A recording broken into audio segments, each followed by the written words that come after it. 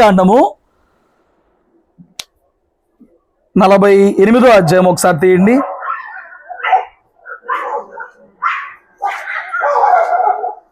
మొదటి నుంచి కొన్ని మాటలు చదువుకుందామా?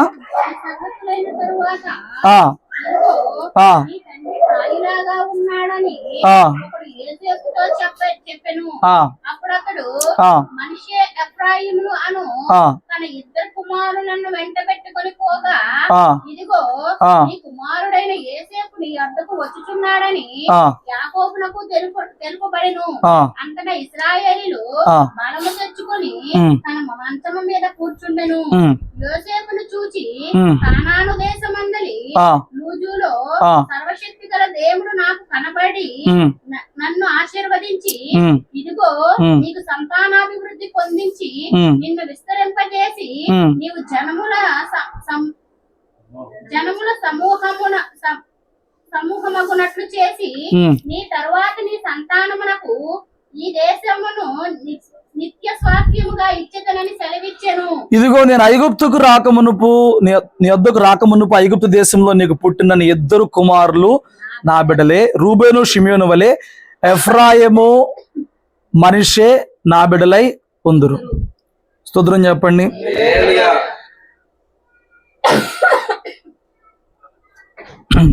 తొమ్మిదో వచనం, యోసేపు వీరు నా కుమారులు, వీరు నీ దేశమందు దేవుడు నాకు అనుగ్రహించిన తన తండ్రితో చెప్పెను. అందుకు అతడు నేను వారిని దీవించుటకు నా దగ్గరికి వారిని తీసుకుని రమ్మన్నాడు. శ్రద్ధగా వాక్యం వినండి. రాత్రి నేను చెప్పే మాటలు చెప్తా వెళ్ళినప్పుడు మీకు అర్థమైంది ఏ విషయం మీద మాట్లాడుతున్నామని. మన పాత నిబంధన కాలంలో ఇజ్రాయెల్ జాతికి మూలపితరులు అబ్రహాం తర్వాత ఇస్సాకు తర్వాత యాకోబు తర్వాత 12 గోత్రకర్తలు. ఈ 12 గోత్రకర్తల్లో ఫలించడు కొమ్మగా ఉన్నవాడు యోసేపు. ఎవరండి? యోసేపు ఐగుప్తు దేశానికి 2వ రాజుగా ఉన్నాడు. అంటే రాజుదేవి లేదు, ఇక మొత్తం మెయింటెనెన్స్ అంతా మనవాడిదే. సో రాజుగా ఉన్నవాడు. ఇప్పుడు అతనికి తెలపబడింది. ఇదంతా ఆదికాండం అంతా నేను వివరంగా చెప్పాల్సినప్పుడు చెప్పేశాను కాబట్టి మెయిన్ పాయింట్స్లో నేను వెళ్తాను నేను. సో ఇప్పుడు తన తండ్రి 17 సంవత్సరాలుగా తన దగ్గర తన ద్వారా పోషించబడుతున్నాడు. 17 సంవత్సరాలు తన తండ్రి తనను పోషించాడు. చివరి తన తండ్రి యొక్క 17 సంవత్సరాలు తన కుమారుడు తనను పోషించాడు. యాకోబు చేత యోసేపు 17 సంవత్సరాలు పోషించబడ్డాడండి.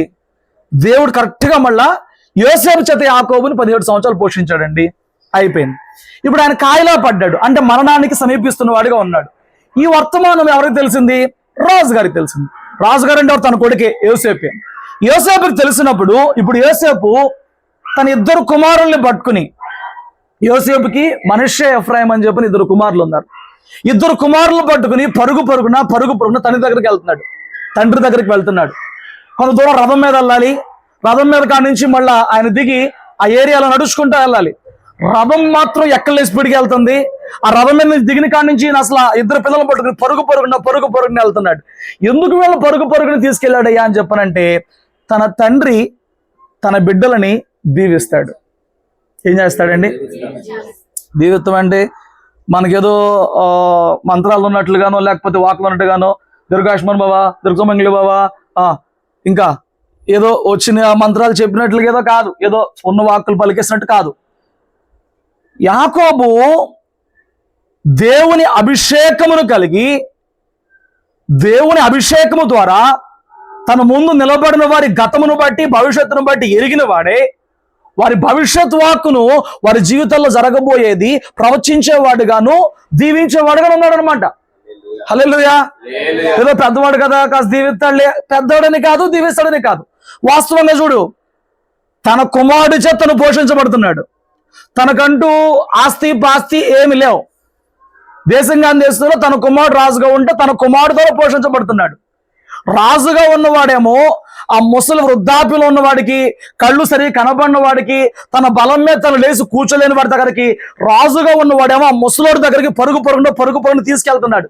దేశానికి నువ్వే రాజు కదా, నువ్వే ఆడి దగ్గర పరిగెడతావనంటే, నేను దేశానికి రాజుగా ఉన్నమాట వాస్తవమే, నా దగ్గర భౌతికమైన ఆశీర్వాదం ఎంతో ఉన్నమాట వాస్తవమే, కానీ నా తండ్రి దగ్గర దేవుని ఆత్మ సంబంధమైన అభిషేకపు ఐశ్వర్యం ఉంది.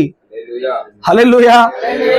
నేను ఎంతైనా ఎదుగుండొచ్చు, నేను దేశానికి రాజునైనా అయి ఉండొచ్చు, దేవుడి రోజు నీ స్థితిలో పెట్టి ఉండొచ్చు, కానీ ఆత్మ సంబంధమైన అభిషేకం విషయంలో నా తండ్రిని మించిన వారు ఎవరు కూడా లేరు. ఇప్పుడు నేను నా తండ్రి దగ్గరికి ఎందుకు పరిగెడుతున్నానంటే తన యొక్క దేవుని ఆత్మాభిషేకాన్ని బట్టి నా బిడ్డలు ఇరువురి భవిష్యత్తుని దీవించేవాడు అవుతాడు, దీవించేవాడిగా ఉంటాడు. చూడండి, ఒక రాజు కావాలంటే అంత తాపీగా వెళ్ళొచ్చు. తన బిడ్డలిద్దరిని రథం ఎక్కించుకుని వేగంగా తోలుకెళ్ళాడు. భటులకి ఎప్పుడన్నా వేగంగా వెళ్ళమంటే అక్కడ ఏదో జరుగుతుంది, అక్కడ ఏదో ముఖ్యమైన విషయం వాళ్ళకి అర్థమయ్యేది. అక్కడి నుంచి బిడ్డలు వేసుకుని పరుగుని వెళ్తున్నాడు. చూసే వాళ్ళకి ఎట్లా ఉంటది, ఏంట్రా యోసేపేనా ఈ పరిగెడుతుంది, ఎవరు యోసేపు లాగా ఉన్నాడు, లాగా ఉంటావేంటి యోసేపే, అదేంట్రా యోసేపు పరిగెడుతున్నాడు ఏంటి, ఎప్పుడు చూడలేదు మనం. చేతులు ఎవరు వాళ్ళిద్దరు బెడ్లో, ఒక నీ చేత ఒక నా చేత పట్టి పరిగెడుతున్నాడు. ఎక్కడ పరిగెడుతున్నాడు? తన తండ్రి. చివరి చూపు కోసమేం కాదు, తన తండ్రి చనిపోక మునుపు తన తండ్రి వారిని ఆశీర్వదించాలి. ఆశీర్వదించబడి నోటితో పలికే వాక్ కాదు, దేవుని అభిషేకమును బట్టి ఆత్మను బట్టి వారి భవిష్యత్ వాక్కును దీవెన వాక్కును పలకాలి. చూడండి, ఈ యాకోబు ఒకప్పుడు భౌతికమైన ఆశీర్వాదం కోసం అన్నను మోసం చేసి ఎటువంటి జిత్తులైన పన్ని, ఎటువంటి పన్నాగమైన పన్ని దేవుని చిత్తానికి వ్యతిరేకంగా, అంటే దేవుని నడిపింపుకు వ్యతిరేకంగా ఆశీర్వాదం కోసం పిచ్చి పనులు చేసినోడే ఒకప్పుడు.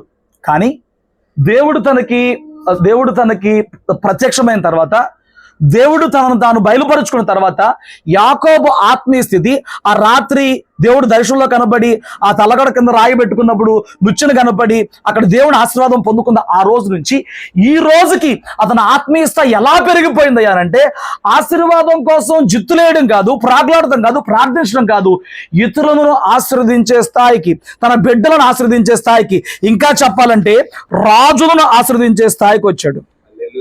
47వ అధ్యాయం ఒకసారి రండి, ముందు ఉంటది, 7వ వచనం చదవండి. మరియు యోసేపు తన తండ్రి అయిన యాకోబును లోపలికి తీసుకుని వచ్చి ఫరో సమక్షమందు అతని నుంచుగా యాకోబు ఫరోను దీవించెను. ఫరో ఎవరండి? ఆనాడు ప్రపంచానికి ఆహారం పెడుతున్నాడు ఆడే, యోసేపు పైన ఉన్నాడు. ప్రపంచానికి ఆహారం పెడుతున్నోడిని బతుకు జీవుడా అంటే వచ్చినోడు ఆశ్రద్ధతకు వచ్చాడంట. నీకు అర్థమైందా? ఎవరెవరిని ఆశ్రదిస్తారు? ఎవరెవరిని ఆశ్రదించాలి? ఎవడు ఇతరుల కంటే అధికంగా ఉన్నాడో వాడి ఆశీర్వాదం, వాడి హస్తం పడతాం కోరుకుంటారు సామాన్యంగా. ఇక్కడ యాకోబుకి పాపం బతుకు జీవుడా అంటే వచ్చాడు, జీవనం సాగట్లా, కానాన్లో కరువు ఉంది, ఐగుప్తులో ధాన్యం ఉంది. అప్పుడు అక్కడ ధాన్యం కోసం, జీవనం కోసం వచ్చాడు. కానీ యాకోబు చూసారా, ఫరోను ఆశ్రదించాడు. చూసారా, ఫరో తర్వాత రాజుగా ఉన్న యోసేపు బిడ్డలను ఆశ్రదించాడు. ఒకప్పుడు మోసగాడిగా ఉండి, ఒకప్పుడు దేవుని ఆశీర్వాదం కోసం ఏడ్చిన వాడిగా ఉండి, ఈ రోజున తన అభిషేకపు స్థాయి, తన ఆత్మీయ జీవితపు స్థాయి ఎలా పెరిగిందయ్యానంటే, రాజులను సైతము వారి బిడ్డలను సైతము ఆశీర్వదించే స్థాయికి తన అభిషేకపు స్థాయి పెరిగింది. నేను అన్నాను నీ భక్తి జీవితంలో ఇంతకాలం దేవుణ్ణి ఎరిగి ఉన్న తర్వాత, ఇంతకాలం దేవునితో నడిచిన తర్వాత, ఇంతకాలము దేవుని సంగతులు ఎరిగిన తర్వాత, ఇంతకాలం దేవునితో సహవాసం చేసిన తర్వాత నీ స్థాయి ఎంత పెరిగింది? నీ సామర్థ్యం ఎంత పెరిగింది? నీ అభిషేకం స్థాయి ఎంత పెరిగింది? నీవు నీ బిడ్డలని పోనీ ఆశీర్వదించకపోయినా నువ్వు నీ బిడ్డలకి ఆశీర్వాదాన్ని ఇవ్వగలిగిన తండ్రిగా ఉన్నావా? నీ మూలంగా నీ క్రియల మూలంగా వారికి దీవెన కలిగే జీవితం అన్న జీవిస్తున్న తండ్రిగానో తల్లిగానో ఉన్నావా? యాకోబు ఒకప్పుడు మోసగాడే, కానీ దేవుడు దర్శించిన తర్వాత, దేవుడితో పెనుగులాడిన తర్వాత ఈ రోజు తన ఆత్మీయత ఎలా మారిపోయిందయ్యా అని చెప్తున్నానంటే, రాజులను అభిషేకించే స్థాయికి అతడు మార్చబడిన వాడిగా ఉన్నాడు. నేను అంటున్నాను, ఒకప్పుడు నీ వయసులో తెలుసో తెలియకో, దేవుడు తెలుసో తెలియకో, నీతి తెలుసో తెలియకో నువ్వు ఎట్లాగైనా జీవించుండొచ్చు. కానీ దేవుడు నిన్ను ప్రేమించి, దేవుడు నిన్ను కోరుకుని, దేవుడు నిన్ను దీవెనగా మార్చడానికి నిన్ను ఎన్నుకున్న తర్వాత, దర్శించిన తర్వాత, దేవునిలో ఆత్మీయంగా కొన్ని సంవత్సరాలు నడిచిన తర్వాత ఏంటి నీలో మార్పు? ఒకప్పుడు దేవుణ్ణి ఎరుగని నీకు, ఈ రోజు దేవుణ్ణి ఎరిగిన తర్వాత, ఇన్ని సంవత్సరాలుగా దేవునితో నడిచిన నీకు, ఆ రోజుకి ఈ రోజుకి నీ ఆత్మీయతలో వచ్చిన మార్పు ఏంటి? నీ జీవనం మూలంగా, నీ జీవితం మూలంగా, నీ భక్తి మూలంగా నీ బిడ్డలకు కలుగుతున్న మేలేంటి? నీ కుటుంబానికి కలుగుతున్న ఆశీర్వాదం ఏంటి? యాకోబు ఆ తర్వాత 49 అధ్యాయంలో తన బిడ్డల భవిష్యత్తు మొత్తం చెప్పిన వాడిగా ఉన్నాడు. ఒక యోసేపు ఇద్దరు కుమారుల గురించే కాదు, రూబేను గోత్రం నుంచి బెన్యామీను గోత్రం వరకు అంత్య దినములలో సంభవించే సంగతులు కూడా ఆ భవిష్యత్తు వాకు ప్రవచన వాకు పెరిగిన వాడుగా ఉన్నాడు. తన ఆత్మీయ స్థాయి అలా పెరిగింది. భక్తి చేస్తున్నావు సరే, ఒకవేళ నీకు ఆత్మీయ జీవితంలో అంత అభిషేకం స్థాయి అన్నా లేకపోయి ఉండొచ్చు, కానీ నీ క్రియలు నీ బిడ్డలకు దీవెనకరంగా మార్చబడే జీవితం అన్నా జీవిస్తున్నావా? నీ భక్తి నీ బిడ్డలకి దీవెనకరంగా మార్చబడే జీవితం అన్నా జీవిస్తున్నావా? నీ ప్రార్థన నీ బిడ్డలకి దీవెనకరంగా మార్చబడే జీవితం అన్నా జీవిస్తున్నావా? నువ్వు సంపాదించే ఆస్తి వాళ్ళకు ఉండొచ్చు, లేకపోవచ్చు, కానీ నీ క్రియల మూలంగా వచ్చే జీతం, నీ ప్రార్థన మూలంగా వచ్చే జీతం, ఏమండి నీ భక్తి మూలంగా వచ్చే జీతం నీ బిడ్డల వల్ల ఎప్పుడు ఉంటుంది. నువ్వు పోయినా, నువ్వు సంపాదించిన ఆస్తి పోవచ్చేమో, కానీ నీ భక్తి మూలంగా, నీ ప్రార్థన మూలంగా, నీ క్రియల మూలంగా కలిగే ఫలము అది నీ బిడ్డల్లోకి వచ్చింది. మంచిదైతే మంచిగా వచ్చింది, చెడుదైతే చెడే వచ్చింది. ఏమండి ఏమి సంపాదించి వెళ్తున్నావు దేవుడిని ఎరిగిన తర్వాత నీ బిడ్డలకి? ఏమి ఏ దీవెనలు పంచి ఇచ్చి వెళ్ళే తండ్రిగా తల్లిగా ఉంటున్నావు నువ్వు దేవుడిని ఎరిగిన తర్వాత? ఏమండి నా మాట జాగ్రత్తగా వినండి. ఒకప్పుడు ఇదే యాకోబు నాకు ఆశీర్వాదం కావాలి నాన్న అని చెప్పని అన్న చొక్కా వేసుకుని, అన్నలాగా వేషం వేసుకుని తండ్రి ఇచ్చే ఆశీర్వాదం కోసం ప్రాకులాడాడు. అంటే ఒకప్పుడు తన తండ్రి ఆశీర్వదించే స్థాయిలో ఉన్నాడు. తన తండ్రి ఆశీర్వదించే స్థాయిలో ఉన్నాడు. ఆ తండ్రి ఎవరు? ఇస్సాకు. ఇస్సాకు యొక్క తండ్రి అబ్రహాము. అబ్రహాము కూడా ఆశీర్వదించే స్థాయిలో ఉన్నాడు. ఎందుకున్నారు తెలుసా? దేవుడు వారు చేసిన పనికి వారికి ఇచ్చిన భాగ్యం అది. చూడు ఏముంది ఆదికాండం 12వ అధ్యాయంలో మొదటి నుంచి కొన్ని మాటలు చదువుదాం. యెహోవా నీవు లేచి నీ దేశము నుండి, నీ బంధువుల యొద్ద నుండి, నీ తండ్రి ఇంటి నుండి బయలుదేరి నేను నీకు చూపించే దేశమునకు వెళ్ళుము.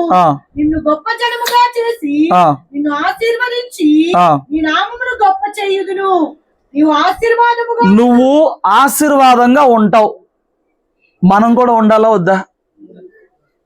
మనం భూమికి భారం అవ్వాలా? మన కుటుంబానికి భారం అవ్వాలా? మనం మన బిడ్డలకు భారం అవ్వాలా? ఇక్కడ అబ్రహాం గురించి ఏమన్నాడు?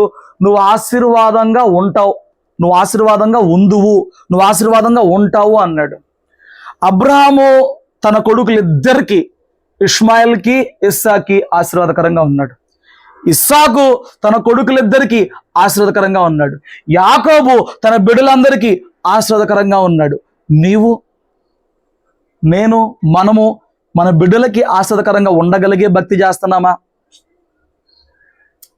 యాకోబు యొక్క ఆశీర్వాదం పొందుకోవాలని చెప్పని యోసేపు తన బిడ్డలు వేసుకుని పరిగెడితే, ఇస్సాకు యొక్క ఆశీర్వాదం పొందుకోవాలని చెప్పని ఈ యాకోబే ఒక రోజున తన అన్నలాగా మారి వేషం వేసుకుని ఆశీర్వాదం పొందుకుంటే తప్పించిన వాడిగా ఉన్నాడు.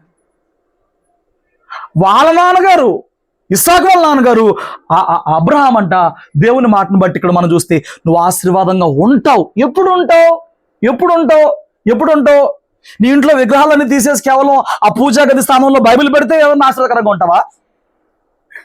లేకపోతే ఆ ప్లేస్ లో వేసే పటాలు పెట్టుకుని పొద్దున్నే వెళ్ళి అక్కడ దండం పెట్టుకుని లేదా ముద్దులు పెట్టుకుని వచ్చేస్తే ఆశీర్వాదకరంగా ఉంటావా? ఇంతకుముందు ఏదో ఒక పేరు చెప్పి దేవుడు అనేవాడివి, ఇప్పుడు యేసు పేరు చెప్పి జపాలు చేస్తే ఏమన్నా, యేసు పేరు చెప్పి మాలలు వేసుకుంటే ఏమన్నా, యేసు పేరు చెప్పి ఏమన్నా నిష్టలు చేస్తే ఏమన్నా ఆశీర్వదకరంగా ఉంటావా? నువ్వు ఎలా ఉంటే ఆశీర్వదకరంగా ఉంటావు? నువ్వు ఏం చేస్తే నీ బిడ్డలకు ఆశీర్వదకరంగా ఉంటావు? ఆశీర్వాదం అంటే డబ్బు కూడా పెడితే ఒకటి ఆశీర్వాదం ఏం కాదు, అది అన్నాళ్ళు ఉంటుంది, అది అంతవరకు కాపాడిద్ది. మాటలు జాగ్రత్తగా వినండి.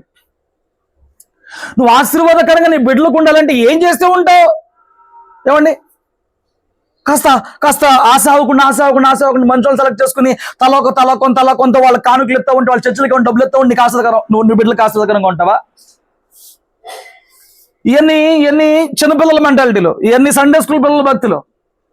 నువ్వు ఆశీర్వాదకరంగా ఉందువు అనే మాట కంటే ముందు ఆయన చెప్పాడు, నువ్వు లేచి నీ ఇంట నుండి, నీ దేశం నుండి, నీ జనుల నుండి దూరంగా వెళ్ళిపో. అంటే విడిచిపెట్టు వాటిని, నీ ఇల్లు, నీ దేశము, నీ ప్రజలు మొత్తం వదిలిపెట్టమన్నాడు. అంటే రాత్రి నువ్వు ఆశీర్వాదకరంగా ఉండాలంటే నీవు నీ జీవితానికే కాదు, నీ కుటుంబానికి, రాబోతున్న నీ బిడ్డలకి నీ జీవితం ఆశీర్వాదకరంగా ఉండాలంటే మొదట నువ్వు విడవలసినది ఏంటో దాన్ని విడిచిపెట్టుగా ఉండాలి. చాలా మంది క్రైస్తవుల భక్తి ఎలాగుంటుంది అని అంటే, భక్తి ఏమండి దేవునికి అయిష్టమైన వ్యర్థమైనవి కలిగి ఉండే విషయంలో అవే ఇవే. రెండిటితో ఎలాగండి? నీ జీవితంలో పరిశుద్ధత, రోషము, భక్తి జీవితం ఉంటే అది వేరేగా ఉంటుందండి. వారానికి ఒక రోజు 2 రోజులు భక్తి చేసి మిగతా 5 రోజులు ఇంకొకలాగా ఉంటే అది వేషధారులా ఉంటుందండి. వేషధారులు, భక్తిహీనులు, భక్తి పేరు పెట్టుకున్న వారు ఎవరికి ఆశ్చర్యకరంగా ఉండరు. వాదనాడో లేకపోతే పోట్లాడో లేకపోతే ఏదైనా చేసో ఈవిడ వెళ్ళేది మొన్నదాకా చర్చికి, అలాంటి చోట్ల పదవులు పొందుకుంటానికి ఏదో కింద మీద పాడో అక్కడ సంఘంలో ఏదో నువ్వు కొంచెం వాల్యుబుల్గా కనిపించవచ్చేమో, కానీ నువ్వు ఆశీర్వాదకరంగా ఉండవు. ఆ పేరు కోసం, ఆ గొప్ప కోసం, ఆ పదవి కోసము అలాంటి పెద్ద చోట్ల ఏదో జిమ్మిక్కులు చేసి ఏదో రాజకీయాలు చేసి కింద మీద పడి ఇలాంటి ఏమైనా చేయొచ్చు. వాళ్ళు సెక్రటరీ రా, వాళ్ళు డీన్ రా, వాళ్ళు ట్రెజరర్ రా, సోది. దానివల్ల ఉపయోగం ఏంటి? ఉండొచ్చు, నువ్వు అలాంటి ఉండొచ్చు. నీ జ్ఞానం వాడో, నీ తెలివితేటలు వాడో, నువ్వు చర్చిలో ఏదో గొప్ప వ్యక్తి కనిపించవచ్చు.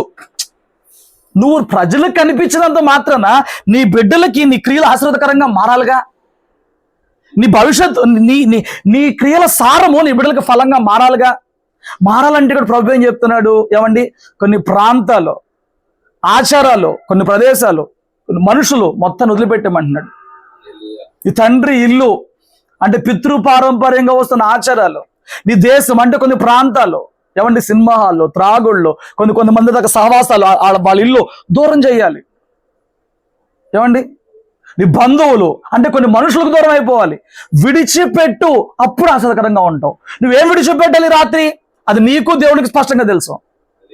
ఇంతకాలం నీ భక్తి జీవితంలో ఓకే వదిలేస్తే నష్టం లేదన్నవి చాలా వదిలేసావు, కానీ ఇవి కొన్ని నేత్రానందాలు, కొన్ని మాటలు, కొన్ని చూపులు, కొన్ని ఆలోచనలు, కొన్ని ఆశలు, ఇవి పర్టికులర్గా బహిర్గతం చేసి చెప్పలేం. పరిశుద్ధాత్మని సంధించినప్పుడు నీకు అర్థమవుతుంది. ఇంకా కొన్ని నీ జీవితంలో కలిగి ఉంటున్నావు, ఇంకా నీ జీవితంలో కొన్ని ఇది ఏమైందిలే అనుకుంటావు, ఇంకా కొన్ని ఎవరు చూసాడులే అనుకుంటావు, ఎవరు చేయట్లేదులే అనుకుంటావు, ఇదే తప్ప అనుకుంటావు, ఎంతమంది నీతిగా ఉన్నారు అనుకుంటావు. ఒకరితో పోల్చుకుంటే నువ్వు ఎప్పటికీ ఆశ్చర్యకరంగా మార్చబడవు. అసలు ఒకరితో పోల్చుకోవాల్సిన భక్తి ఏంటి? నువ్వు పోల్చుకోవాల్సిన వాక్యంతో. నువ్వు నాతో కూడా ఏం పోల్చుకోమాక. నేను కొన్నిట్లో పర్ఫెక్ట్గా ఉంటే కొన్నిట్లో మైనస్ అయ్యి ఉండొచ్చా, మా దేవుడికి తెలుసు. మనం అందరం కూడా దేంతో పోల్చుకోవాలి? ఈ వాక్యంతో, భూమి మీద జీవించి మాదిరి ఇచ్చిన ప్రభువుతో మనం పోల్చుకోవాలి. హల్లెలూయా. చాలా మంది ఏం చేస్తారు? వాడేమన్నా బాగున్నాడా, వీడేమన్నా బాగున్నాడా, వాళ్ళు ఏమన్నా భక్తి ఉందా, వీళ్ళు ఏమన్నా భక్తి ఉందా? నీకెందుకు? నీ లెక్క నువ్వు చెప్పుకోవాలి, నీ ఆకలి నువ్వు తినాలి. ఊరందరికీ ఏం లేదు, నీ ఇంట్లో ఉంటే అందరికి లేదని చెప్పు, నువ్వు కూడా తినడం మానేస్తావా? అందరికి జ్వరాలు వచ్చి నువ్వు బాగుంటే నువ్వు కూడా టాబ్లెట్ వేసుకుంటావా? ఎందుకు ఒకటితో ఇలా చెప్పి నీ హృదయాన్ని మోసం చేసుకుంటున్నావు కదా. రాత్రి నేను అంటున్నాను, ఆ స్థాయి చూడండి. చాలా మంది ఆశపడరు, కానీ భక్తి లోతు తెలిసినోడు ఈ స్థాయి ఆశపడతాడు. నేను ఆశీర్వాదకరంగా ఉండాలి. యాకోబు అడుగు పెట్టిన చోట ఆశీర్వాదకరంగా మార్చబడింది. నేను అడుగు పెట్టిన ప్రతి చోట ఆశీర్వాదం ఉండాలి. నేను అడుగు పెట్టిన ప్రతి చోట దేవుడు నాకు తోడుగా రావాలి. ఇది ఎవడు కోరుకుంటాడు? దీని లోతు తెలిసిన వాడు, దీని మర్మం తెలిసిన వాడు, దీని ఆధిక్యం తెలిసిన వాడు కోరుకుంటాడు. ఇది తెలియలేదా? ఇప్పుడు దాకా నీకు అర్థం కావట్లేదా?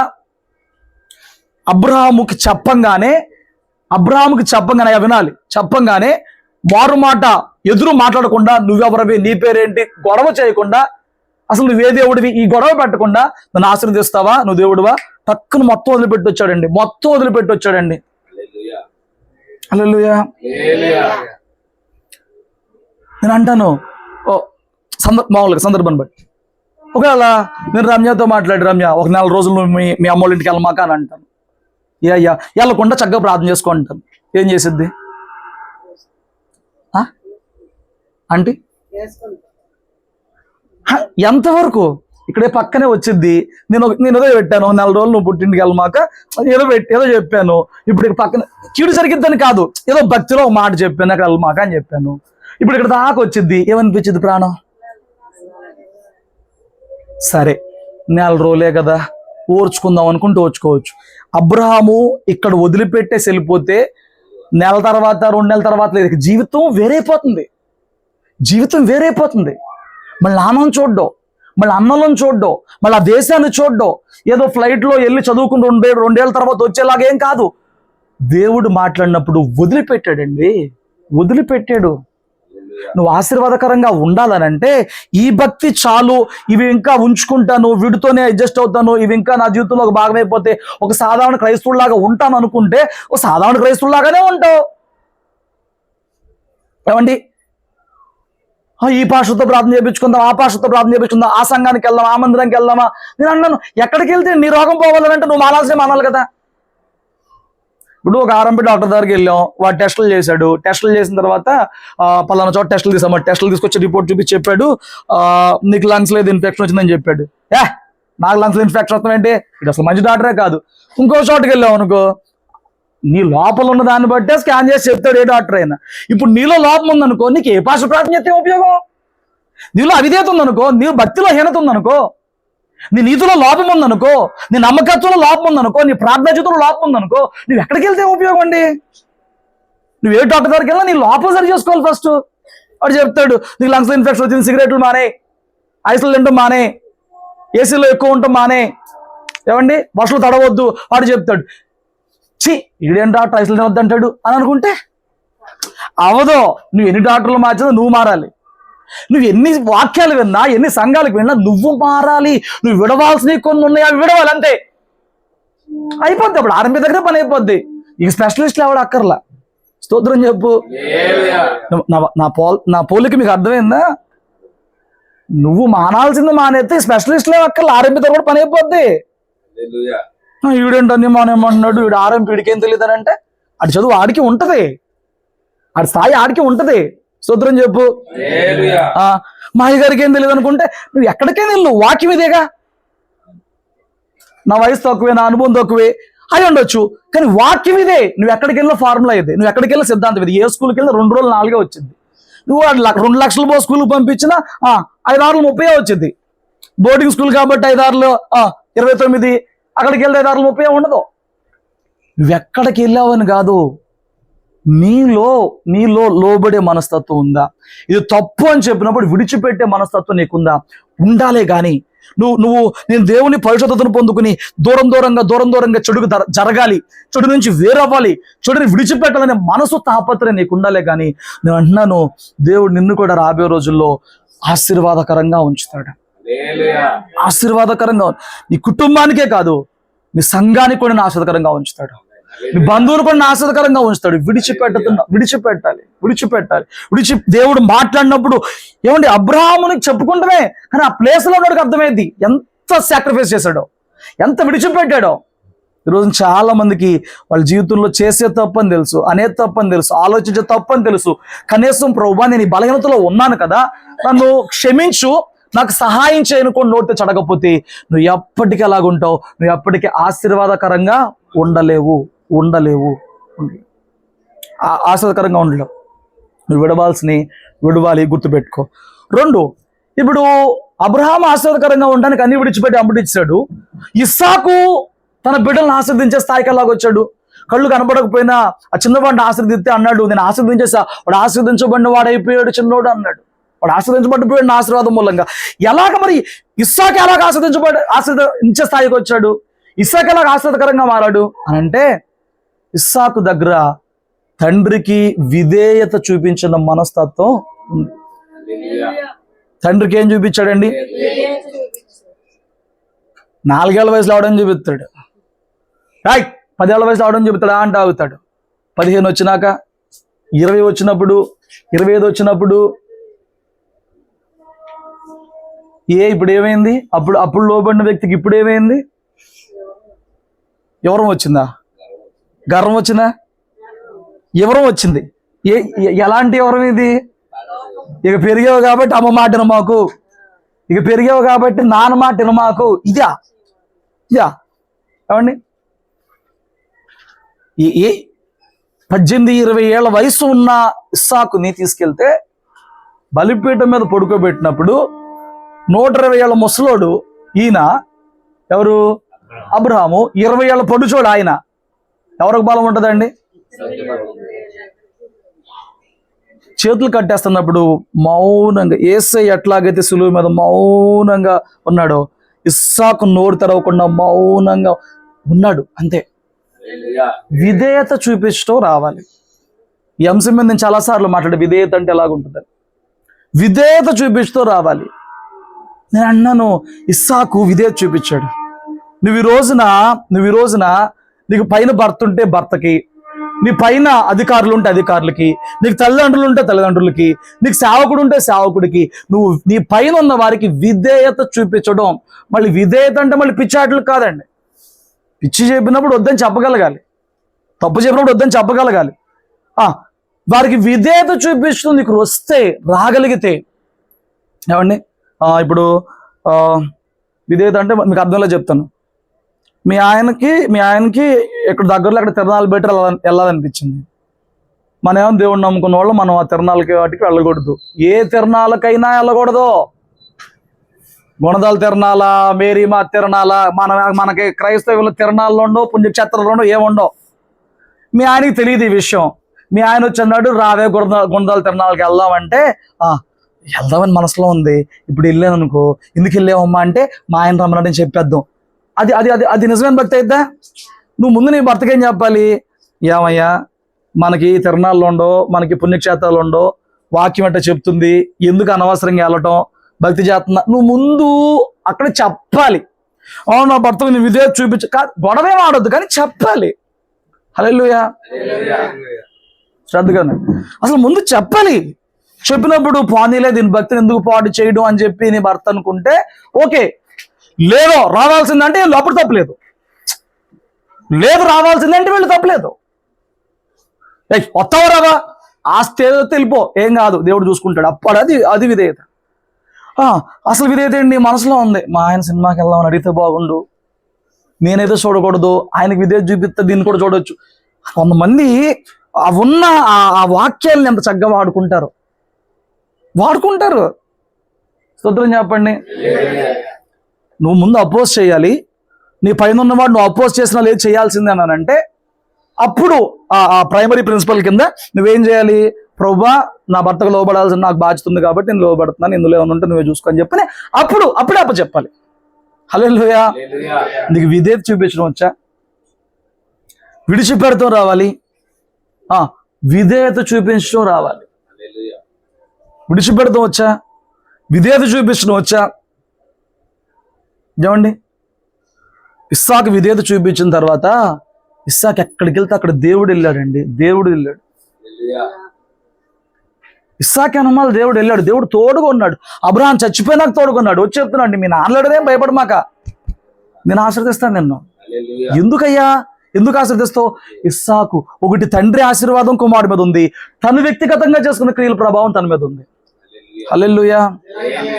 ఏమండి, నేను అంటున్నా, తండ్రి మూలంగా రావాల్సిన ఆశీర్వాదం వస్తూనే బిడ్డలు వారి క్రియల మూలంగా వారు సంపాదించుకున్న ఆశీర్వాదం కూడా వారికి ఉండాలి. తల్లిదండ్రుల మూలంగా వచ్చే ఆశీర్వాదం వాళ్ళకి రావాలి. బిడ్డలు కూడా వారు సంపాదించుకుని వారు తమ బిడ్డలకు ఆశీర్వాదకరంగా మార్చబడాలి. ఈ రోజున భక్తి చేయమని నేర్పిస్తున్న తల్లిదండ్రులు లేరు.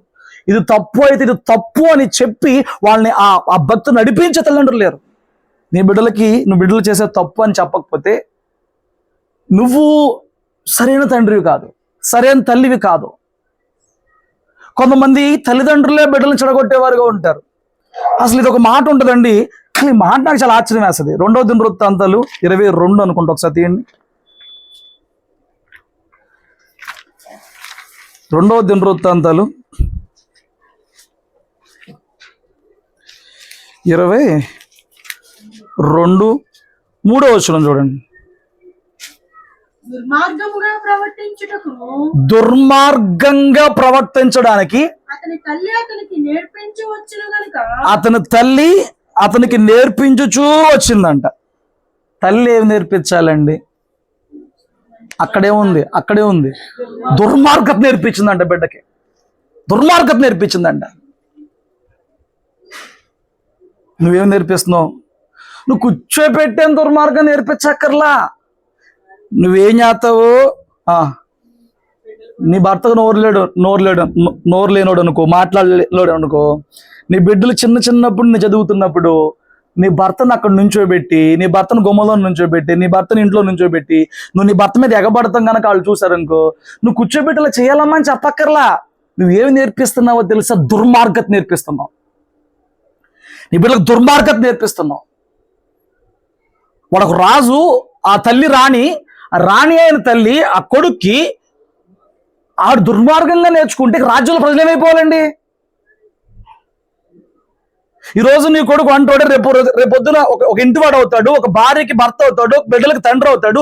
ఈ రోజు నువ్వు వాడి ప్రవర్తన నువ్వు కట్టకపోతే, వాడు చేసే తప్పును నువ్వు ఖండించకపోతే, ఆ చెప్పే కెపాసిటీ లేకపోతే వాళ్ళు ఏమైపోతారండి వాడి కింద రేపొద్దున? వాడి పేరేం పక్కన పెట్టే.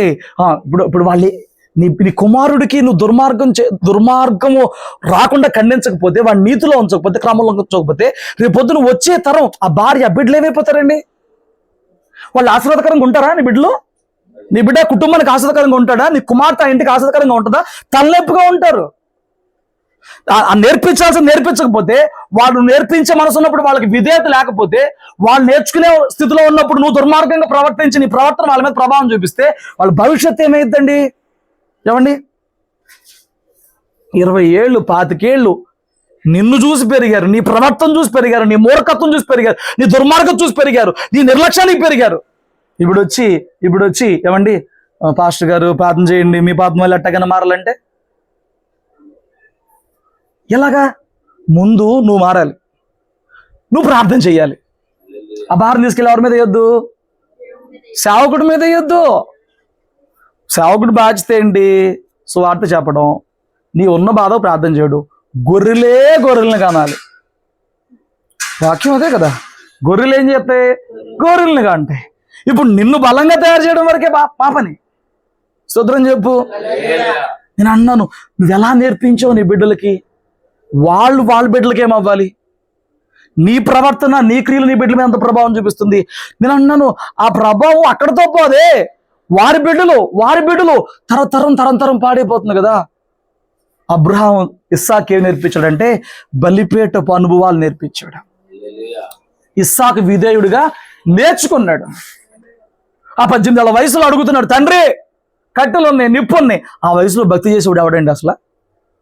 18-20 ఏళ్ళ వయసు ఉన్న పిల్లలు నా ముందు కూర్చోబెట్టండి ఎవరినన్నా. దేవుడు మహాకృప నన్ను 17 ఏళ్ళకి దేవుడు పట్టుకున్నాడు. లేకపోతే నేను ఎంత దుర్మార్గుని అయిపోయి ఉండు. దేవుడు మహాకృప నన్ను పట్టుకున్నాడు. నా తల్లిదండ్రులు ప్రార్థన అవ్వచ్చు, లేకపోతే ఎవరికి అన్నీ రావచ్చు. నేను అన్నాను, ఆ వయసులో ఇస్సాకు తండ్రి మోయమంటే ఆ కట్టులు మోసుకుని తానే వెళ్ళాడు మోసుకుంటా బలిగా. తండ్రి కట్టినప్పుడు విధేయుడుగా ఉన్నాడు. ఈ రోజున తండ్రి లేకపోయినా ఇస్సాకు అభిషేకపు స్థాయి ఎలాగుందనంటే, యాకోబుని దీవిస్తే యాకోబు దీవించబడ్డాడు. నీ బిడ్డలకి ఏమి నేర్పిస్తున్నావు? ఆ తల్లి అంట దుర్మార్గంగా ప్రవర్తించడానికి నేర్పించింది. దుర్మార్గ ప్రవర్తన నేర్పించింది. దుర్మార్గ ప్రవర్తన మేము నేర్పిస్తామండి అంటే నువ్వు బోధించి నేర్పించక్కర్లా. నీ క్రియలలో ఉన్న ఆ పైశాచికత్వమే, నీ క్రియలలో ఉన్న ఆ దుష్టత్వమే వాళ్ళు ఆటోమేటిక్గా ఇమిడిపోద్ది. జీన్స్లో కొంత వచ్చింది, ఇక చూసి మిగతాదంతా వచ్చింది. జీన్స్లో 20-30 వచ్చేస్తే మిగతాదంతా నిన్ను చూసి నేర్చుకుంటారు. నువ్వేం చేస్తున్నావు నీ బిడ్డల్ని?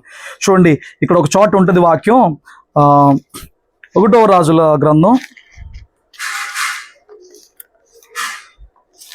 ఒక నిమిషం నన్ను కూడా తినండి. 1వ అధ్యాయం గ్రంథం 5వ వచనం. హగ్గీతు కుమారుడైన అదోనియా గర్వించిన వాడై ఏమైందంట? నేనే రాజునగుదునని అనుకుని రథములను గుర్రపు రౌతులను తనకు ముందుగా పరిగెత్తుటకు 50 మంది మనుషులను ఏర్పరచుకొనిను. అతని తండ్రి, నీవిలాగు ఎందుకు చేస్తున్నావని అతని చేత ఎప్పుడు నువ్వు విచారించి అతనికి నొప్పి పుట్టించలేదంట. అడిగితే ఏమైనా ఫీల్ అవుతాడేమో, ఆడెవడు కొడుకుని అడిగితే కొడుకు ఫీల్ అవుతాడేమో. ఇదేంట్రా అంటే ఫీల్ అవుతాడేమో. ఇదేం పద్ధతిరా అంటే ఫీల్ అవుతాడేమో. నొప్పి పుట్టిద్దేమో. మరి నొప్పి పుట్టకపోతే ఎట్ట మారుతారండి? ఇప్పుడు ఆయన పాడు చేస్తుంది ఎవరు? అడిగితే అని అంటాడేమో, కొడితే బాధపడతాడేమో. బెత్తం వాడినవాడు కుమారుడికి విరోధంట. నువ్వు బెత్తం వాడితే నీ కుమారుడిని పాతాళం నుంచి తప్పిస్తావంట. కొంతమంది చెప్తారండి, అసలు మా పిల్లల్ని మేము ఎప్పుడు కొట్టలేదండి. నాశనం చేసి పడేస్తున్నాం, చేతిలో నాశనం చేసి పడేస్తున్నాం. వాక్యాన్ని మించి నువ్వు ఓవర్గా మాట్లాడమాక. వాక్యంలో ఉంది, బెత్తము వాడకపోతే బిడ్డలకి ఒక రోజున మనం విరోధులం అయిపోతాం. నువ్వు బెత్తం వాడితే వాడి ఆత్మను పాతాళం నుంచి తప్పిస్తావు. బెత్తం ఎప్పుడు వాడాలి? వాడికి వాడు చేసింది ఏదో గొప్ప తప్పు అనిపించేలాగా ఆయా సందర్భాల్లో పర్టికులర్ చోట్ల మాత్రం నువ్వు చెయ్యెత్తి కొట్టాలి. అది చాలా పెద్దదై ఉండాలి. మిగతాదంతా అంటే ఆగేలా కంట్రోల్లో పెట్టాలి బిడ్డల్ని ఎప్పుడైనా కానీ. కొంతమంది ఉంటారండి, అసలు అది వాళ్ళు పిల్లలుగా చూసుకొడుతున్నారా, పశువుల్లా చూసుకొడుతున్నారు. దబిడి ఆ బడే దెబ్బలో ఆ నవరకాంతం మీద పడి ఆడిపోతే రేపు పొద్దున ఏమవుతావు? దేవుణ్ణి జ్ఞానం అడుగు నీ బిడ్డలను పెంచడానికి, దేవుణ్ణి కృప అడుగు నీ బిడ్డలను పెంచడానికి. మళ్ళీ వదిలే మాకు ఇష్టానుసారంగా అసలు నాళ్ళు మేము ఎప్పుడు కొట్టలేదండి, టీచర్ కొట్టాడంట. టీచరు కొట్టద్దు, నువ్వు కొట్టద్దు, దాన్ని ఏం చెప్తావు మరి?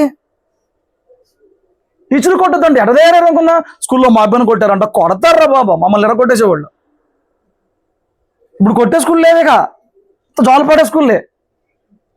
గురువు భయం ఉండొద్దు, దైవ భయం ఉండొద్దు, ఏమండి తల్లిదండ్రుల భయం ఉండొద్దు. మరి ఎట్ట ఎట్ట బాగుపడతారండి వాళ్ళు?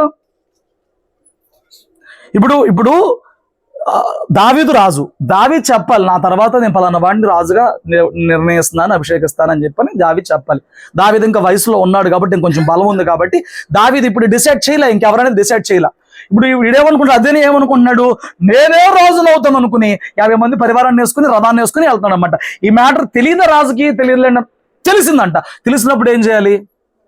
నేను బతుకున్నాను, చచ్చాను రా, నేను ఉండగానే నువ్వు రాజుగా చలామణి అయ్యే ప్రయత్నాలు చేస్తున్నావు, నేను ఉన్నా అడగాల వద్దా? అడిగితే నొప్పి అనిపించిద్దామో. మరి నొప్పి పుట్టకపోతే ఎట్ట మారుతారండి? అడిగితే ఏమైద్దంట? ఇప్పుడు నువ్వు ఆడిని అడిగితే నొప్పి అనుకుంటే ఆడికి జీవితాంతం నొప్పి కలగజేస్తాడు. కొడితే బాధపడతాడు, ఆడు జీవితాంతం కొడతాడు. కాస్త నేర్చుకోండి దేవుని వాక్యం. మా చిన్నప్పుడు ఎన్ని ఆమ్లెట్లు, ఎన్ని పెసరట్లు, ఎన్ని మినపట్లు తిన్నాం. అలా తింటే ఇలా ఉన్నాం. అర్థమైందా మీకు? విమానం మోత అనేవాళ్ళు, విమానం మోత రోజు ఉండదండి, ఎప్పుడో ఒకసారి రోజు ధరువు కరెక్ట్ కాదు, ఎప్పుడో ఒకసారి పడింది. అప్పుడు అర్థమైపోయింది ఏదో పెద్దది చేశాను, ఇక్కడ ఏదో పెద్ద మిస్టేక్ జరిగింది. ఏమండి, రోజున ఒక అమ్మ అడిగింది నన్ను, ఏంటి బాబీ సొక్క అట్లా చేసుకున్నా, ఎందుకే అన్నా. ఎనమాల మా నాన్న అన్నాడు, ఆయన సంస్కృతంలో ఓ మై సన్ వెయిట్. మీరు మార్చుకోండి. సైకిల్ ట్యూబ్ దొరికితే కొట్టాడు. నలుగురు అడ్డొచ్చారు ఆడవాళ్ళు. మా నాన్న బాగా ఆటగాడండి. ఒకప్పుడు కాళ్ళ సందులో నుంచి కొడుతున్నాడు, ఈ సందులో నుంచి కొడుతున్నాడు, ఆ సందులో నుంచి కొడుతున్నాడు. నలుగురు అడ్డున్నా కానీ కొట్టేస్తున్నాడు, కొట్టేశాడు. అప్పుడు అర్థమైంది, ఓహో పెద్దోళ్ళని గౌరవించి మాట్లాడాలి. నాకు ఆవిడ వరస చుట్టం, మా అమ్మ వరస దూరపు చుట్టం, మా అమ్మ అయ్యిద్ది. నీకెందుకే అన్న ఒప్పుకోట్లా ఆ మాట మా నాన్న. అప్పటి నుంచి ఇప్పటికి మర్యాదగా మాట్లాడతా. స్తోత్రం చెప్పండి. అయితే వరుస పెట్టో లేకపోతే అండి అనో గౌరవించి మీరనో. ఆ రోజు నాకు వచ్చింది, చిన్న పిల్లడు ఆడికి తెలుసులే, నువ్వే వచ్చుకమ్మా నా ముసలని చెప్పుంటే నేనేమయ్యేవాడిని. నీ ప్రార్థనతో మాత్రమే నీ బిడ్డల ప్రయోజకులు ఎవరు? నీ బిడ్డల ప్రవర్తన కూడా కాయగలగాలి. నేను ప్రార్థన చేస్తున్నాను, నీ ప్రార్థనతో అవ్వదు. దేవుని వాక్యం ఒకసారి విను. నీ ప్రార్థన చేస్తున్నాను అని అంటే నీ ప్రార్థనతో పాటు వాళ్ళకి ప్రవర్తన నేర్పించలేదు కదా. నేను ఎంత ప్రార్థన చేసే ఉపయోగం? దావీదు ఎంత గొప్పడు, ఏం ఉపయోగం? వాడి చేత నొప్పి పుట్టించలేదంట కొడుక్కి, వాడు నొప్పి పుట్టించాడు తర్వాత. స్తోత్రం చెప్పు. ఎవరన్నా ఒకవేళ ఏమండి ఇలాంటి మనస్తత్వంతో ఉన్నారా? గడిచిపోతే నేనేం చేయలేను. ఒకవేళ ఇప్పుడు నీ బిడ్డలు అలాగుంటే ఎందుకులే కొడతాం, ఎందుకులే అంటాం. కొంతమంది ఎలాగుంటారంటే ఇంటికి వాళ్ళ నాన్న రాగానే డాడీ మమ్మీ కొట్టిందనంటే నువ్వేం చెప్పాలి? తండ్రి ఏం చెప్పాలి? నువ్వేం చేసావురా? కొట్టింది ఆ పనికి మాలిందే, దాని సంగతి ఏం చెప్తానంటే ఆడికి అర్థమైంది, అమ్మ వేస్ట్, అమ్మ ఒత్తది, అమ్మ సోద్ది, అమ్మ దగ్గరే మ్యాటర్ లేదు, అంతా నానే. వాళ్ళు బిడ్డలు తండ్రి దగ్గరికి వెళ్ళి అమ్మ కొట్టింది అన్నప్పుడు నువ్వేం చేసావు? ఎందుకు కొట్టింది? ఏం తప్పు జరిగింది? అడగాల వద్దా? ఇప్పుడు నువ్వు వాళ్ళకి సపోర్ట్ చేస్తే వాళ్ళ దృష్టిలో అమ్మ ఏం లేదు. నేను అన్నాను ఆ బిడ్డలకు వద్దాయి ఉంటుంది. నాన్న రాని నీకు చెప్తా, ఆడెంత, ఆ చిన్నది ఎంత, ఆడెంత, తల్లి అక్కడ, తల్లికి అంటాడు నాన్న రాని నీ సంగతి చెప్తా. ఆడికి ధైర్యం ఎక్కడి నుంచి వస్తుంది? నేను ఏమి ఆశ్రయం వేసినా ఆడు పాడైపోతున్నాడు, తండ్రి మూలంగా పాడైపోతున్నాడు, కొందరు తల్లి మూలంగా పాడైపోతున్నారు. నేను అంటున్నాను, నీ బిడ్డలు ఆశీర్వాదకరంగా ఉండాలంటే నీ భక్తి, నీ క్రియలు, వారికి నువ్వు నేర్పించిన ప్రవర్తన కూడా కావాలి. వారికి నువ్వు నేర్పించిన ప్రవర్తన కూడా కావాలి. ఇక్కడ అబ్రహాము ఇస్సాకుకి ప్రవర్తించడం నేర్పించాడు, విధేయత చూపించడం నేర్పించాడు. అబ్రహాముకి విడిచిపెడతాం వచ్చింది, ఇస్సాకుకి విధేయత చూపించడం వచ్చింది. హల్లెలూయా. యాకోబుకి విధేయత చూపించడం వచ్చు, విడిచిపెట్టడం వచ్చు, దేవునితో పోరాటం కూడా వచ్చు. అమ్మ పిలిచి మామ ఇంటికి పోరా అంటే వీళ్ళందరూ వదిలేసి 20 ఏళ్ళు పైన వెళ్ళిపోయాడు. విధేయత చూపించాడా? చూపించలేదా? విడిచిపెడతాం. మళ్ళీ దేవుడు ఇక్కడ మాట్లాడు, ఎక్కడి నుంచి వెళ్ళిపోరా అంటే విడిచిపెడతాం వచ్చు. విడిచిపెడతాం వచ్చా రాదా? తర్వాత పోరాటం కూడా వచ్చు దేవునితో. ఆ పోరాటము యాకోబు వంటి శరీరపు మనస్తత్వం కలిగిన వాడిని ఇజ్రాయేలు వంటి ఆత్మానుసారుడిగా మార్చింది. ఈరోజు నువ్వు నీ బిడ్డలకి దీవెనకరంగా ఉండాలనంటే విడిచిపెట్టాలి, విధేయత చూపించాలి, పోరాడే బిడ్డగా ఉండాలి. నీ బిడ్డలకి ప్రవర్తన నేర్పించే బిడ్డగా కూడా ఉండాలి ఇదే సందర్భంలో. హల్లెలూయా. అప్పుడేం జరిగిద్ది అంటే నువ్వు నీ బిడ్డలకి ఆశీర్వాదకరంగా ఉంటావు. నీ బిడ్డలు, నీ ఆశీర్వాదం నీ బిడ్డలకు వస్తే వారికి నువ్వు నేర్పించిన ప్రవర్తన మూలంగా నీ ఆశీర్వాదం కలుపుకుని అది వారి తర్వాత తరానికి వెళుతుంది. ఇక్కడ ఒకటి చూపిస్తాను రండి. ఆదికాండం 49వ అధ్యాయం మొదటి మాటలు చదివి పెడతారా? 2వ వచనం మొదటి నుంచి చదువు. యాకోబు తన కుమారులను పిలిపించి ఇట్లనెను, మీరు కూడి రండి, అంత్యదినములలో మీకు సంభవింపబోవు సంగతులను మీకు తెలియచేసేదను. యాకోబు కుమారులారా, కూడి వచ్చి ఆలకించుడి, ఈ తండ్రి అయిన ఇశ్రాయేలు మాట వినుడి. రూబేను, నీవు నా పెద్ద కుమారుడము, నా శక్తియు నా బలము యొక్క ప్రథమ ఫలమును, ఔన్నత్యాశయమును, బలాతిశయమును నీవే. నీళ్లవలే చంచలుడువై నీవు అతిశయము పొందువు. ఎందుకు పొందడు అంటే అతిశయాన్ని? నీ తండ్రి మంచం మీదకి ఎక్కావు, దాన్ని అపవిత్రం చేసావు, అతడు నా మంచం మీదకి ఎక్కాడు. ఇప్పుడు చూడండి, ఆ రోజు అదంతా వద్దు, ఒకనే చూపిస్తాను మీకు. ఇజ్రాయేల్కి మొదటి సంతానం, యాకోబు మొదటి సంతానం రూబేను. ఎవరండి? ఇజ్రాయెల్ మొదటి సంతానం రూబేను. ఇప్పుడు పెద్దవాడికి జ్యేష్ఠత్వం రావాలి,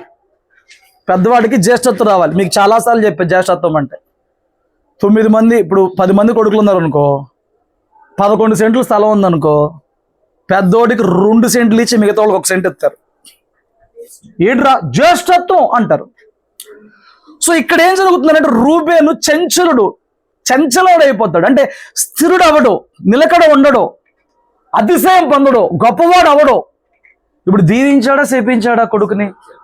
ఎందుకు? తన ప్రవర్తన బట్టి. తండ్రి భక్తి పరుడే, ప్రార్థన పరుడే, పోరాడిన వాడే. కానీ తన కొడుకులో ఉన్న భక్తి లోపం, ప్రవర్తన లోపం. ఇతను ఏం చేశాడు? యాకోబుకి లీగల్గా 2 భార్యలు, రాహేలు, లేయ. 2 భార్యలతో పాటు 2 ఉపపత్నులు ఉన్నారు, ఉంపుడు గత్తులు, 2 ఉపపత్నులు ఉన్నారు. ఈ రూబేన్ అందరికంటే పెద్దోడు కదా. తన సొంత పిన్ని వరసైన యాకోబు ఉంపుడు గబ్బుతోనే పాపం చేశాడండి. ఆ రోజున యాకోబు ఖండించలా. ఆ రోజు నువ్వు చేసింది ఏంట్రా అని ఎవరిలో ఏం అడగల, 10 మందికి ప్రచారం చేయలా, 10 మందిని నిలదీలా. కానీ ఒక సందర్భం వచ్చినప్పుడు తన క్రియలకు తగిన ప్రతిఫలం ఏం రాబోతుంది అని చెప్తున్నాడు ఇక్కడ. నువ్వు చంచలుడివి, నువ్వు స్థిరుడు అవ్వలేవు, నువ్వు నిలకడ పొందలేవు, నువ్వు అభివృద్ధి పొందలేవు, నువ్వు అతిశయము పొందలేవు అని చెప్తున్నా. అంటే అది తండ్రి లోపమా, తన వ్యక్తిగత లోపమా? చూడండి, ఇప్పుడు ఇక్కడ ఏం జరుగుతుంది? రూబేను చంచలుడే ఎప్పటికీ అతిశయం పొందమంటే రూబేను ఒక్కడికే కాదు, రూబేను గోత్రం అంతటికి అదే సంభవించబోతుంది. రూబేను ఏం చేశాడు? వినాలి. రూబేన్ ఏం చేశాడు? తన సొంత పిన్నితో పాపం చేశాడు. సర్లే అండి, సొంత పిన్ని కాకపోతే పాపం చేయొచ్చా? నువ్వు ఈ వ్యభిచార సంబంధమైన పాపమే కానీ, ఏమండి, ఇతరుల్ని దోచుకునే సంబంధమైన పాపమే కానీ, ఇతరుల్ని గాయపరిచిన సంబంధమైన పాపమే కానీ, ఈ పాపములు చేస్తే దానిలో వాటా నీ బిడ్డల కూడా కూడబెడుతున్నావు. ఏం చేస్తున్నావు? ఏం కూడబెడుతున్నావు? పాప ప్రతిఫలాన్ని కూడబెడుతున్నావు, దోషమును కూడబెడుతున్నావు, శిక్షను కూడబెడుతున్నావు. రూబేన్ పాపం చేశాడు. ఇప్పుడు ఇక్కడ ఏం జరిగింది? రూబేన్ చేసిన పాపానికి తన గోత్రములో వాళ్ళెవరూ కూడా, తన సంతానంలో వాళ్ళెవరూ కూడా ఎప్పటికీ స్థిరపడలా, అత్యయం పొందల. ఈ పాత నిబంధన చరిత్ర మనం చూసినప్పుడు 15 మంది న్యాయాధిపతుల్లోనే కానీ, ఇజ్రాయెల్ రాజులు విడిపోయిన చరిత్రలో 22 మంది రాజుల్లో కానీ ఒక్కడు కూడా రూబేను గోత్రం నుంచి ఉండడో. నువ్వు ఎంతైనా ఎత్తుక్క బైబిల్, న్యాయాధిపతులు చదువు, రాజులు చదువు, దినవృత్తాంతాలు చదువు, ఈ 2 మొత్తం చదివి, ఎక్కడ కూడా రూబేను గోత్రం నుంచి వచ్చిన ఒక్క న్యాయాధిపతి కానీ, రూబేను గోత్రం నుంచి వచ్చిన ఒక్క రాజు కానీ ఉండడు. ఎందుకు లేడండి? జ్యేష్ఠుడు ఆయనేగా. జ్యేష్ఠుడు భౌతికంగా పుడతానికి ఆయనే కానీ క్రియలలో పోగొట్టుకున్నాడు. ఈ రోజున నీ బిడ్డలకి నీ క్రియల ఫలమే వచ్చిద్ది. ఇతడు వ్యభిచారం చేశాడు. ఎవరితో చేశాడు? సొంత పిన్నితో చేశాడు. మరి విపరీతం ఇది. దీని ప్రతిఫలంగా తన సంతానానికి ఏం మిగిల్చెళ్ళాడు? రోజు దేవుని దగ్గరకు వచ్చావు, జాగ్రత్తని క్రియలు, జాగ్రత్తని ఇవే నీ బిడ్డల భవిష్యత్తు నిర్ణయిస్తాయి. నీ ప్రార్థన, నీ క్రియలు, నీ భక్తి, ఇవే నీ బిడ్డలకి భవిష్యత్తు నిర్ణయిస్తాయి. నువ్వు ఆశీర్వాదకరంగా ఉంటావా? నీ బిడ్డలు నాశనానికి నువ్వే మూలం అవుతావా? వాళ్ళకి భక్తి నేర్పించి వాళ్ళ కోసం ప్రార్థన చేసి వాళ్ళని ప్రయోజకులు చేస్తావా? దుర్మార్గత నేర్పించి వాళ్ళ చెడుని ఖండించకుండా, వాళ్ళని గద్దించకుండా వాళ్ళని పాడు చేసేస్తావా? ఎలా అవుతావు? ఏం చేస్తున్నావు? అసలు ఎలా ఉన్నావు? ఈ రూబేన్ ఉన్నాడు. ఈ రూబేన్ బట్టి ఏం జరిగిందండి? ఏమండి, ఈ రూబేన్ బట్టి ఏం జరిగింది? తన బిడ్డలకి శాపం వచ్చింది. ఓకే, ఇప్పుడు ప్రార్థన చేస్తే శాపం పోయిద్దేమోగా. యాకోబు ప్రార్థన పరుడేగా. ఆ క్రియల ఫలము పోదు. దావీదు పాపం చేశాడు, తీర్పు జరిగిపోయింది. ఇప్పుడు వచ్చి ఉపవాసం ఉన్నాడు, బిడ్డ బతికాడా? ఆ తర్వాతైనా ముగ్గురు చచ్చిపోయారు. ఎందుకు చచ్చిపోయారు? తండ్రి పాపము, వ్యభిచారానికి అడ్డొచ్చాడని చెప్పని అటు పక్కన ఉన్న భర్తను చంపేశాడు. వ్యభిచార పాపం.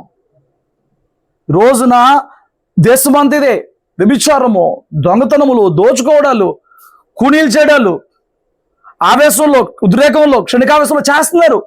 ఏమవుతాయి? చేసిన ఏమవుతాయి? బిడ్డలకు వచ్చేస్తాయి.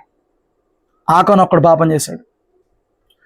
రూబేన్లో వ్యభిచార పాపం, దావీదులో వ్యభిచార పాపం పిల్లలకి కీడైంది. ఆకానులో దొంగతనం అనే పాపం.